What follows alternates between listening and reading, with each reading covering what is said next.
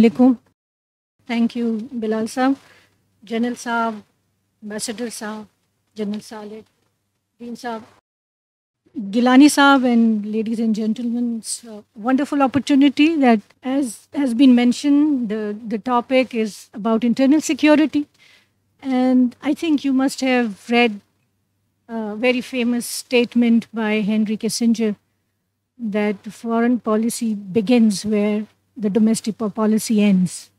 So, unless there is cohesion, there is harmony, there is economic and political cohesion in the country, and the country is in a position in general to face the international world.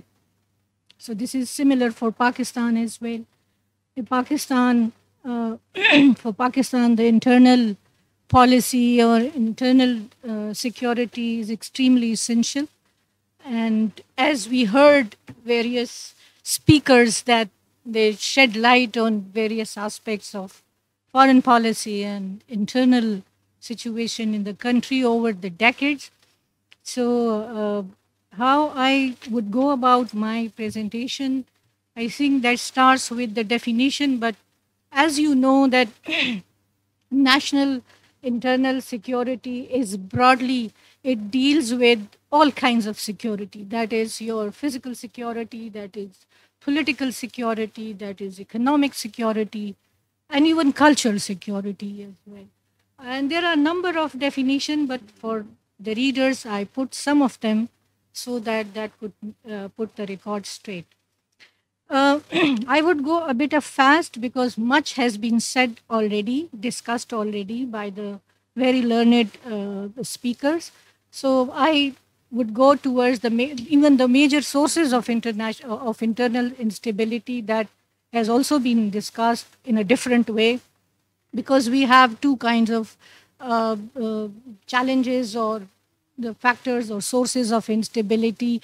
They are conventional and they are non-conventional. You know the conventional as well and the non-conventional as well, which are directly related to security forces to deal with, and that is they are the conventional way of providing security to the internal situation of a country.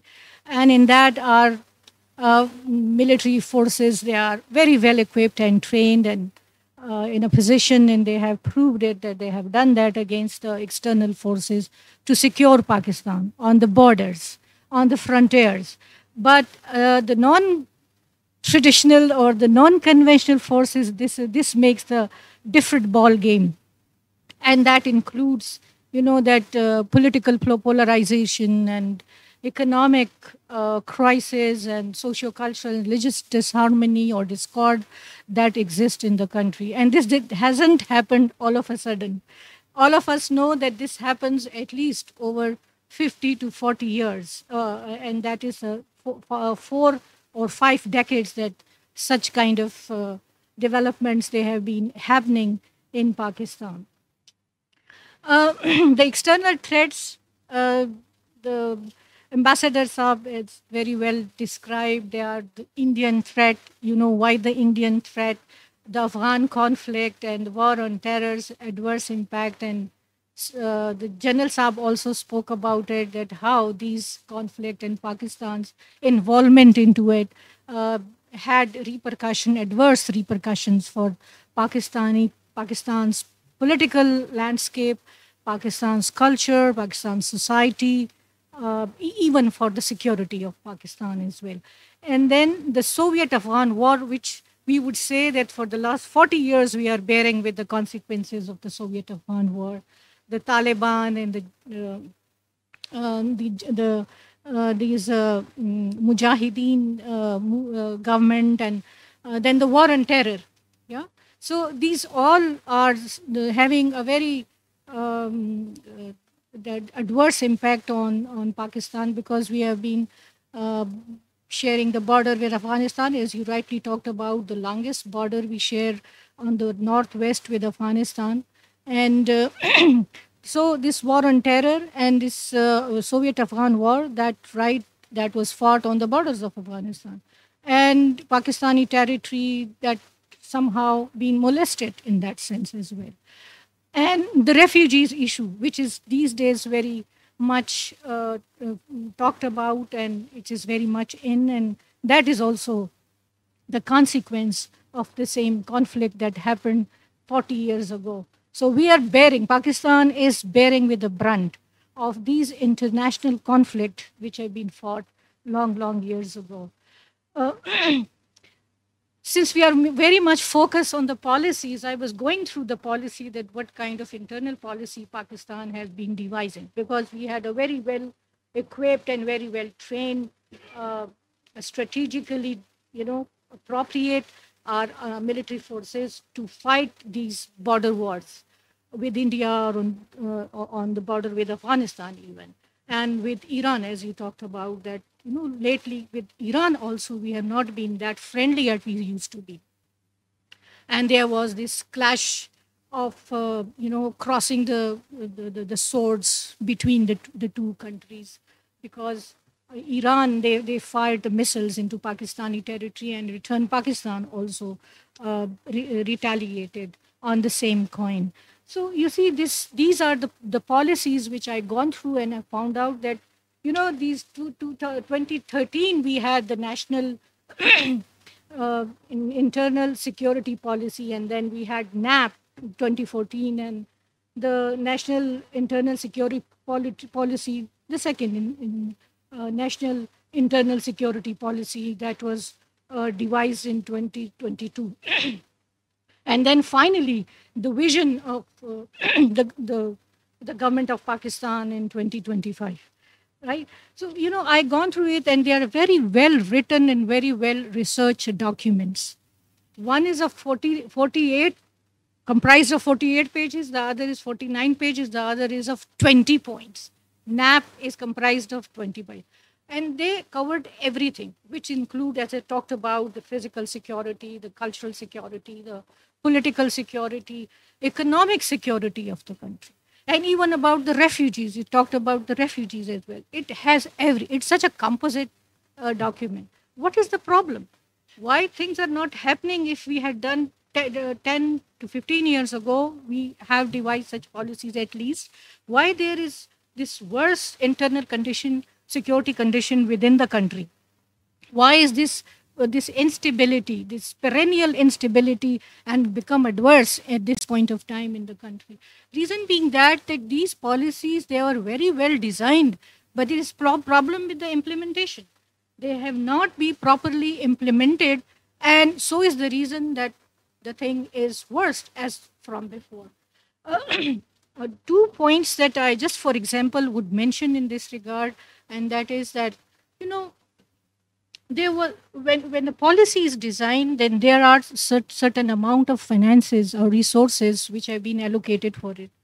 And the first national internal security policy, for that 32 billion rupees were allocated.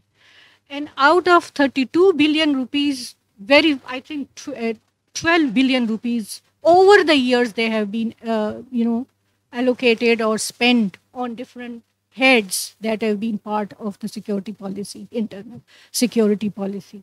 And in many ways, they were putting the blame on the provincial governments, and the provincial were in return putting the blame on the central government.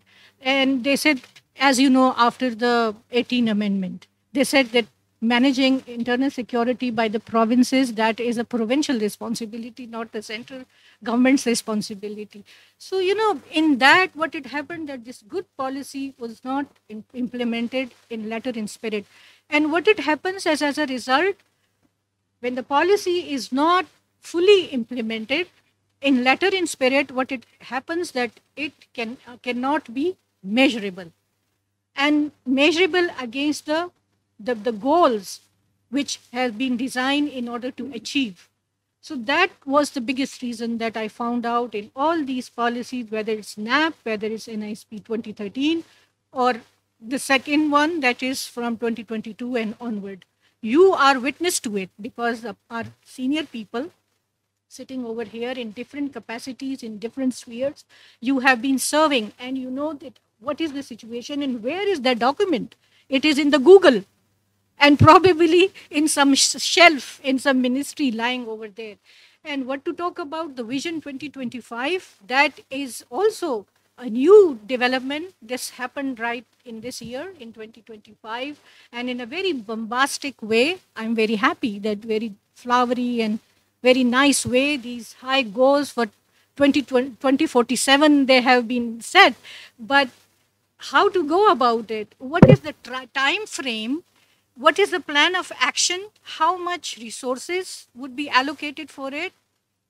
How would that be, followed up? Overview, oversight, that thing, these things are the basic thing which are missing with regard to all these very nicely written policies, and probably with a good intention as well. They wanted to make the things turn around, to restore the political stability, economic growth in the country, and cultural and religious harmony in the country. But despite that, these very nicely written proposed policies, we are on the reverse. We are going on the you know from bad to worse. That is our situation. You talked about the academia. Uh, Bilal Saab, I really am grateful that he mentioned and let me the opportunity that I talk about the academia. There is no direct link between policy formation or policy sector and the academia. Academia is relegated to just producing graduates. Universities or colleges, they are supposed to produce good graduates.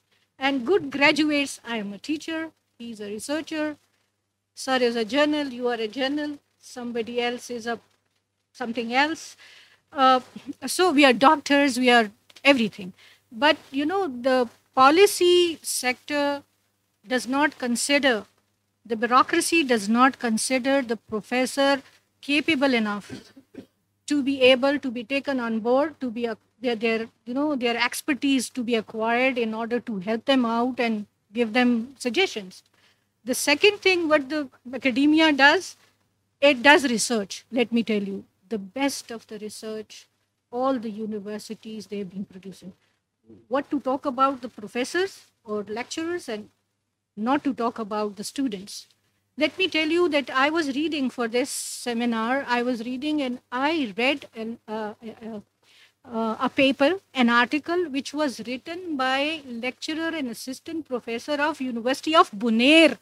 Have you heard the name of University of Bonaire? It's a very peripheral university in Khyber Pakhtunkhwa.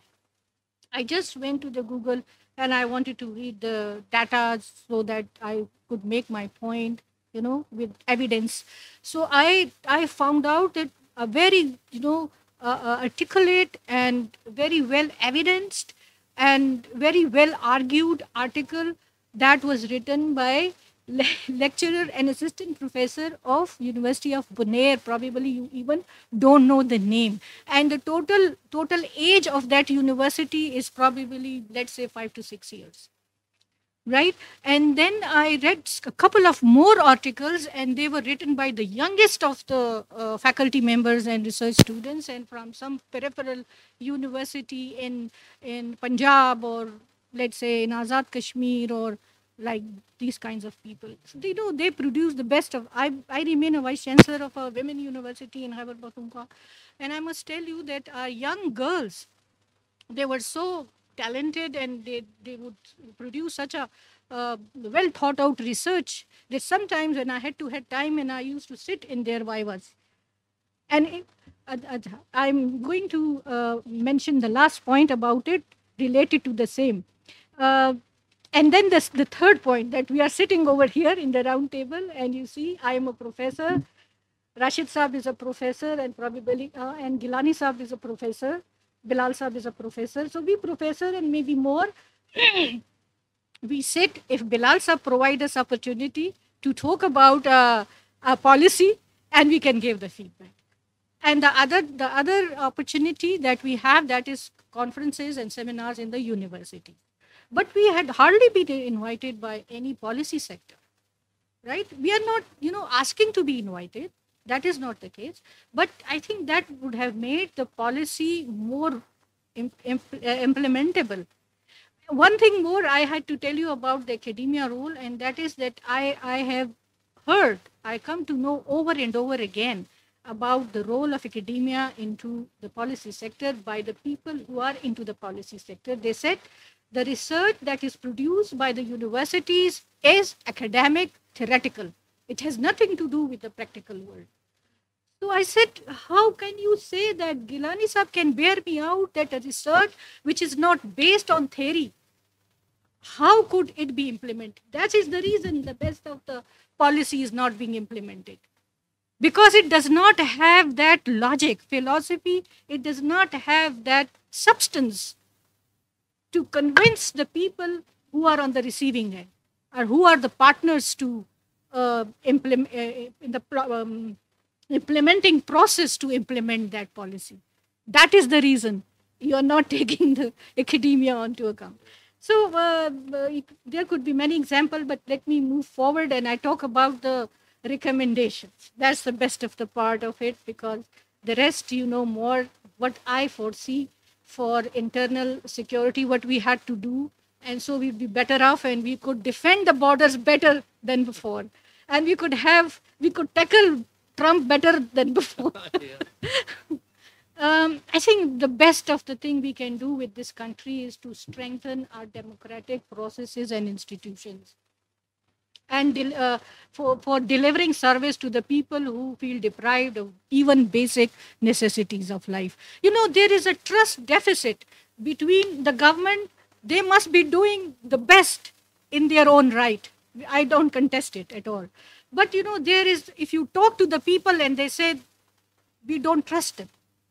So I think that is only possible when the people of the country, the man on the street, not only intelligentsia, but the man on the street is also equally involved into the parliamentary, in terms of parliamentary representation, in terms of, media, in terms of these kinds of discussions that we have, scholarly discussion. If you ask a common man about the economic situation of the country, and you would be surprised that he would give you the best of the comments and remarks, and that makes you really shocked. Because why is it happening? Because that person is going through that pain, and the person who goes through the pain knows the best. So I think we need to strengthen our processes and these institutions, and that would be delivering service to us, and that would strengthen our internal security. Revitalizing the foreign policy, as Ambassador Saab has talked about, this is something that existing and global realities, and they are so very much in flux. As you notice that things are so rapidly changing in the region and in the global world, that Pakistan, sometimes we feel that we have, we feel ourselves as far behind. And we are more talking, look at our the TV channels. They all the time talk about trivial things. Have you heard about any, concrete dialogue generated by the media on the foreign policy of Pakistan? And have they been the scholars been invited, the expert been invited, people from other sectors, spheres, they're invited to develop a kind of integrated dialogue in order to give a good feedback to the sector. So I think that is very important, and that can fix our relationships with our neighbors, with in the region, and also at international level. Right now, as you rightly mentioned, that we are in a poor condition, we are in a disarray. Our foreign policy used to be considered the best, but right now what we feel that it is not working that way. Next, in my view, promoting cohesion and appreciating diversity, imbibing them into broader socio-cultural ambit. I have seen that, Pakistan is now a country of individuals.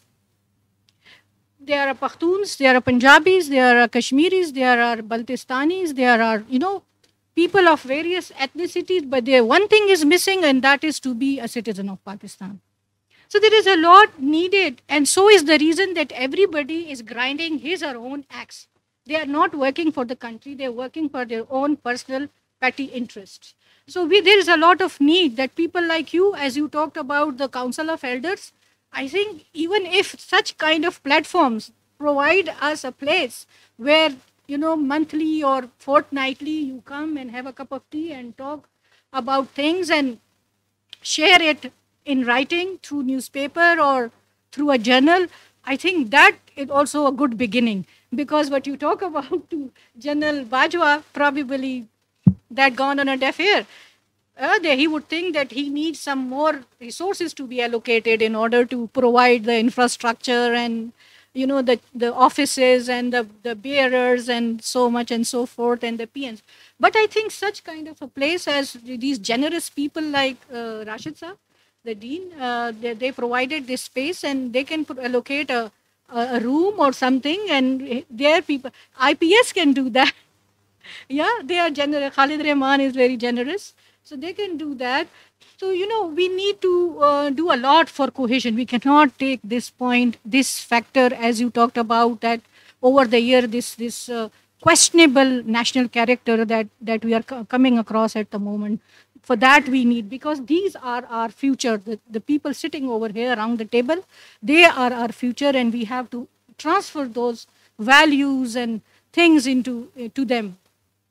I think we have to understand this variance in the nature. We talk about militancy, we talk about insurgency and radicalism and all these things simultaneously, right? That is true. That they are sometimes can be there is an interplay between all these terminologies. But the nature of insurgency, the nature of militancy and terrorism is not the same across the country. Look at the Pakistan border. The terrorism, the nature of the terrorism, very different from what is happening in Balochistan and what is happening into Sindh. That is urban terrorism. In Punjab, that is urban terrorism and things there, or organized crime that is happening in those urban cities of the country. So I think we should not take them on the face value, and we should not take them as same. They are very different, and their dynamics are different, and the strategy should also be different in order to deal with them. They could be kinetic and they could be non-kinetic as well. And then what has happened that I put an emphasis on allocation of monetary resources. Because, when sitting in the ivory towers and talking high about things and talking especially about solutions and not allocating the funds and giving a start to begin with, I think these policies are good for nothing. So those required monetary sources should be allocated, and policy should be designed if there are resources to be allocated in order to have results, in order to provide results and the high goals which have been designed so that could be achieved. Otherwise, I don't think these policies have any value at all. The time frame, we are very much lax on time frames. We make policies and we have to start it today and we put it on tomorrow. And things start in the middle of the year. This time frame is something that's a very important yardstick and a guarantee of the success of a policy. If the time frame is not exactly followed, your policy in terms of bearing results is not scalable at all, right? So I think that is missing into our policy implementation. And then the oversight and review, timely oversight and review, that things are going in a very scattered way, and so they have scattered results.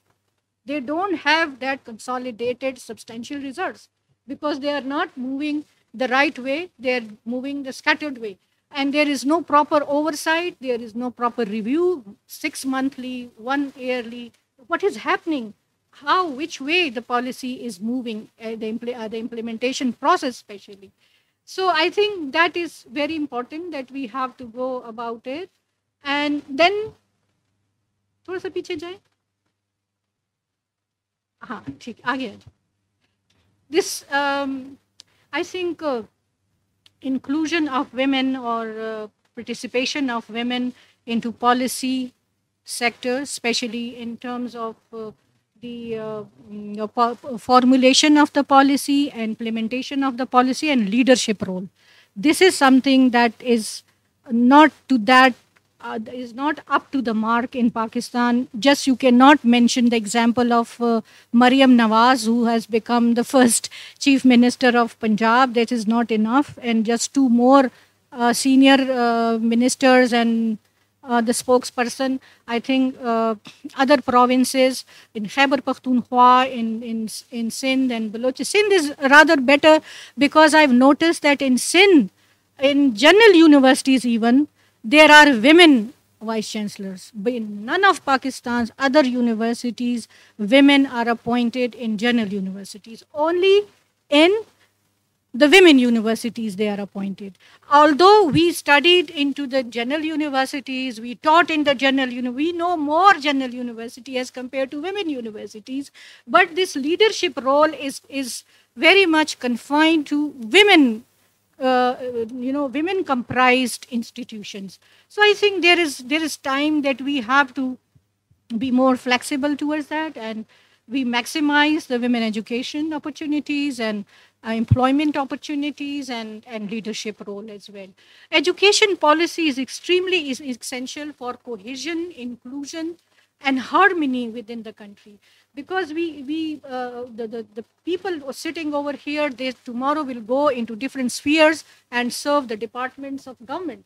So the kind of curriculum that is being taught and the kind of strategies and teachers they are being hired, I think they play a very important role. And I think we have to be very cognizant of the curriculum of our students, of our education system, and so our education policy that has to be very seriously attended to.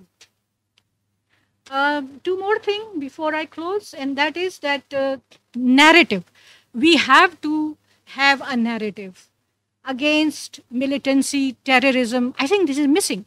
There is no public narrative in Pakistan against militancy, terrorism, extremism. There is a blame game going on between ourselves. You are blaming me, I am blaming you. I say you are supporting Taliban, you say you are supporting Maulvis, and you are the rightist, and I'm the leftist, and I'm the centrist. And that kind of a tug of war is going on within the country, in the society, between the people. People are so polarized against these lines. And there is a lot need that we become one. We become together, because the terrorism and the extremism and the militancy, what havoc it's wreaking in the country, everybody is directly or indirectly affected by that. Everybody is bearing the brunt of what is happening in the country, whether it's in Balochistan or Khyber Pakhtunkhwa or Punjab or Sindh.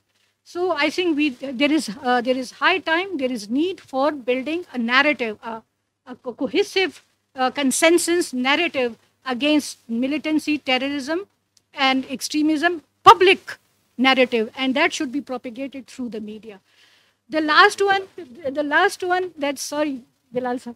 The last one is that about encourage the culture of dialogue and cross-questioning, allowing people and various hues. You must have noticed, when I was a student, when I was initially a teacher as well, we could disagree with people. We said, let's agree to disagree. Now you cannot disagree with anyone. Dissent is a crime. If I disagree with General Saab, he would say she is something, has got money from India probably, right? And maybe supporting the Taliban. Right away you take me over to the other side or to the extreme other side.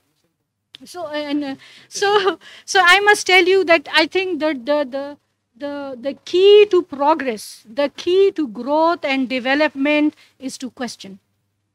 Dunya mein, you must have read about the Greek civilization, you read about the Muslim civilization, you read about Chinese, and all these civilizations of the past and even in present. They grew, they developed because they questioned.